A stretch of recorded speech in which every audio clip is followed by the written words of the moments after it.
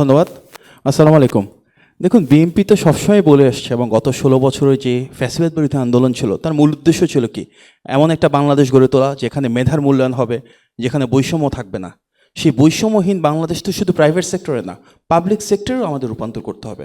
সুতরাং আমরা যে ইকোসিস্টেমের কথা বলছি, আমাদের ব্যুরোক্রেসি, বিজনেস, পলিসি ফ্রেমওয়ার্কে যারা কাজ করছেন, ইন্ডাস্ট্রি একাডেমিক কোলাবোরেশনে প্রতিটা জায়গায় আমরা চাই দলীয়করণের ঊর্ধ্বে উঠে যারা দেশের জন্য, দেশের মানুষের জন্য যা কিছু ভালো সেখানে আমরা সহযোগিতা করতে চাই। বিএনপির পূর্ববর্তী যে সরকারগুলো ছিলেন, এখানে আমাদের former minister, standing committee member Amir Khasru Mahmud sir রয়েছেন।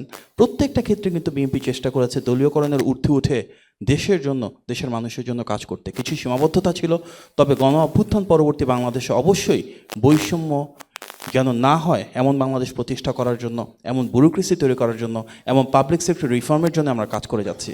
আমি শুধু সেই প্রসঙ্গে এতটুকু বলবো, ২০১৬ সালে যখন আমরা ভিশন 2030 প্রণয়ন করেছিলাম শেখ হাসিনা সেই ফ্যাসিবাদের সময়ে, এবং সেই রিফর্মের আমাদের প্রপোজাল যদি দেখি ২০২২ সালে ২৭ দফা এবং ২০২৩ সালে ৩১ দফা, প্রত্যেকটা জায়গায় কিন্তু রাষ্ট্র কাঠামো মেরামতের সুস্পষ্ট রূপরেখা দেওয়া ছিল।